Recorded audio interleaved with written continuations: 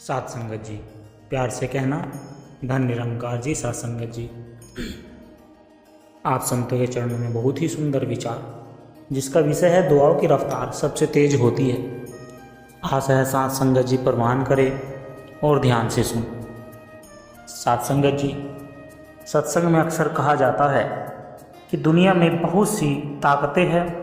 हवा, पानी, आग, विज्ञान, तकनीकी, सबकी अपनी गति है, लेकिन इन सबसे भी तेज एक ताकत है और वह है दुआओं की रफ्तार, दुआओं की ताकत। इंसान का दिल जब सच्चाई, प्रेम और विश्वास से भरकर दुआ करता है तो वह दुआ सीधी परमात्मा तक पहुंच जाती है। न कोई दूरी उसे रोक पाती है, न कोई दीवार, न ही कोई समय की सीमा। आज की इस कहानी में हम देखेंगे सात संगत जी, कैसे सच्चे दिल से निकली दुआ इंसान की ज़िंदगी बदल देती है। और यह भी समझेंगे कि दुआ हमें निस्वार्थ भाव से, प्रेम और करुणा से करनी चाहिए, क्योंकि वही सबसे तेज गति से मंजिल तक पहुंचती है। सात संगत जी, बहुत समय पहले की बात है।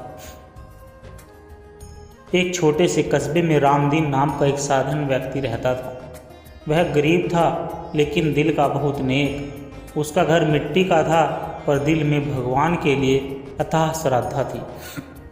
रामदीन की एक आदत थी सात संगत जी, वह रोज़ शाम को गांव के बाहर बने एक छोटे से मंदिर में जाता और वहां जाकर दूसरों के लिए दुआ करता।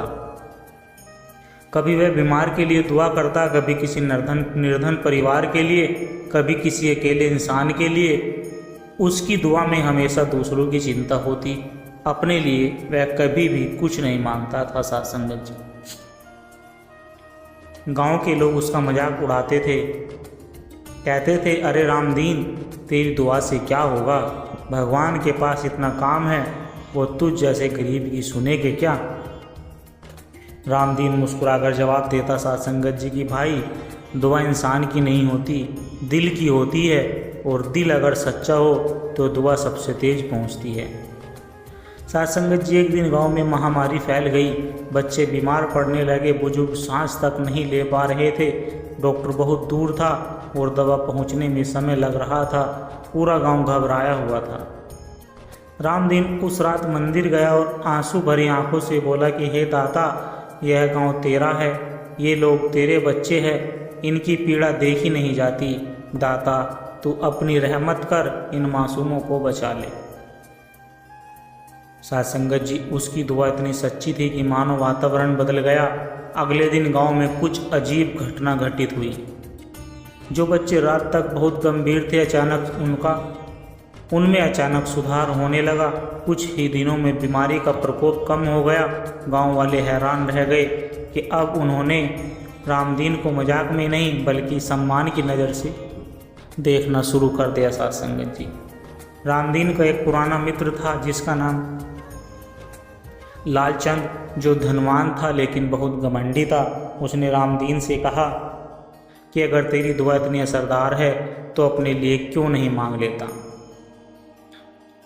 तू गरीब है, तेरे पास ना घर ठीक है ना कपड़े, भगवान से अपने लिए सुख सुविधा मांग। रामदीन ने सात संगत जी मुस्कुरा कर कहा कि भाई, जब दूसरों के लिए दुआ करता हूँ तो लगता है जैसे भगवान मेरी झोली भी भर देते हैं। मेरा सुख दूसरों के सुख में ही छिपा है। लालचंद यह बात समझ नहीं पाया। सात संगत जी,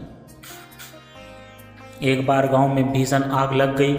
लोग अपने घर बचाने में लगे थे। लालचंद का घर भी जलने लगा। उसने बहुत कोशिश की, पर आग फैलती गई। तब रामदीन दौड़ता हुआ आया। उसने हाथ जोड़कर दुआ की कि हे प्रभु, यह संपत्ति भी तेरी दी हुई है, तू ही इसकी रक्षा कर।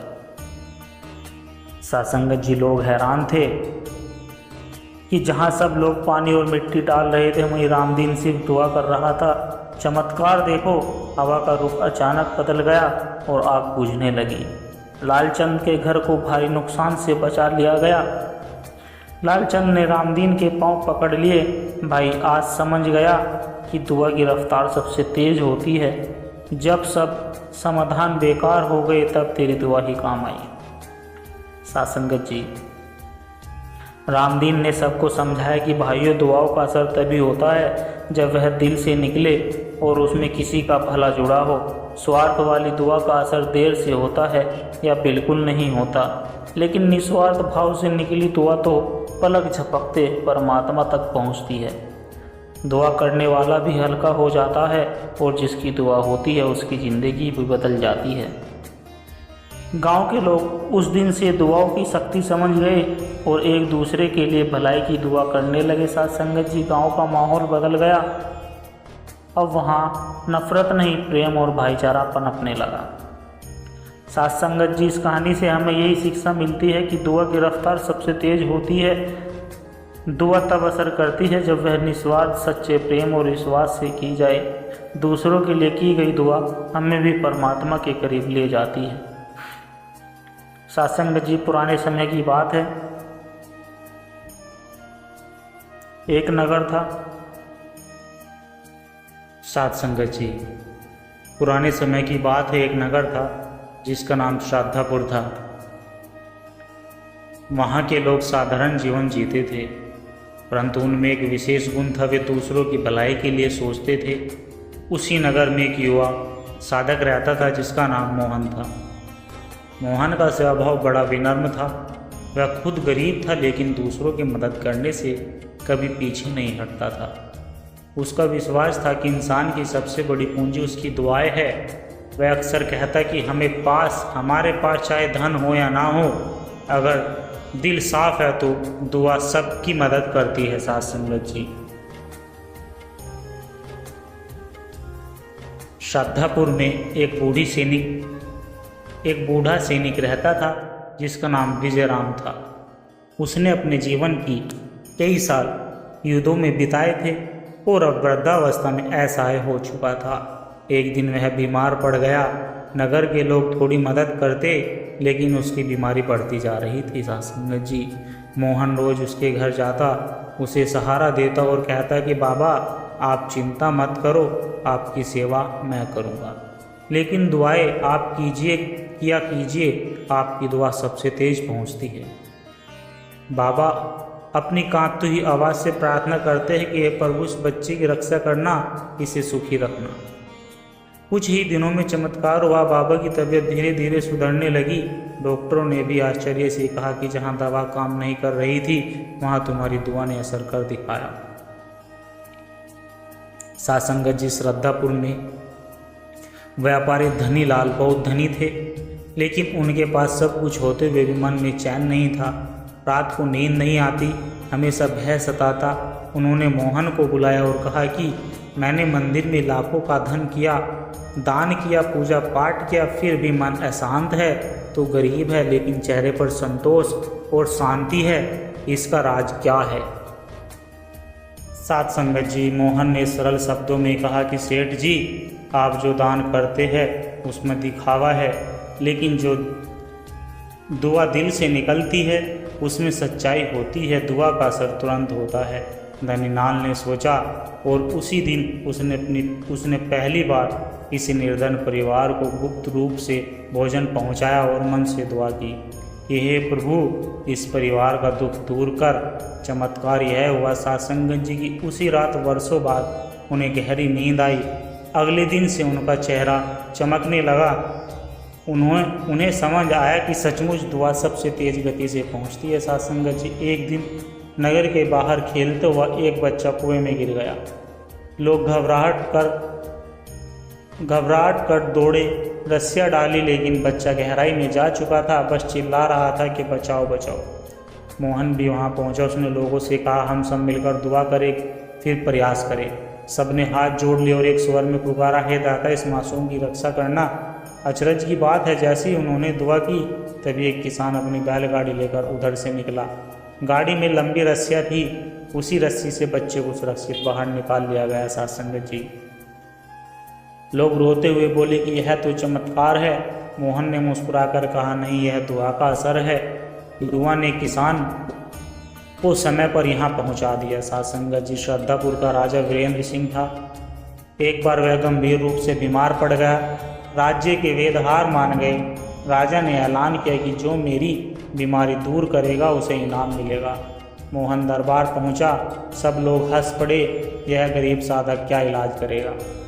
मोहन ने राजा से कहा कि महाराज, दवा और इलाज का काम वेद करते हैं, पर दुआ दिल से निकले तो बीमारी का बोझ हल्का हो जाता है। मैं आपके लिए दुआ करूंगा। उस रात मोहन ने पूरी श्रद्धा से प्रार्थना की, साथ संगत जी के, हे परमात्मा, यह राजा तेरे ही लोक का सेवक है, इसे शक्ति प्रदान कर। कुछ ही दिनों में राजा की तबीयत सुधरने लगी। वेद ने कहा, यह तो असंभव था, लेकिन कोई अदृश्य शक्ति काम कर रही है। सासंगत जी, राजा ने मोहन को गले लगाते हुए कहा, क्या आज मैंने देखा कि तलवार, सेना और धन सब धीमे हैं, लेकिन सबसे तेज असर जो होता है दुआ का होता है। धीरे धीरे श्रद्धापुर के लोग बदल गए। अब वे केवल अपने लिए नहीं, दूसरों के लिए भी दुआ करने लगे। किसी की फसल खराब हो तो सब मिलकर दुआ करते, कोई बीमार हो तो सब प्रार्थना करते। नगर का वातावरण प्रेम, शांति और सहयोग से भर गया। लोग कहते, हमारे नगर की सबसे बड़ी शक्ति यही है कि यहाँ हर दिल से दुआ निकलती है।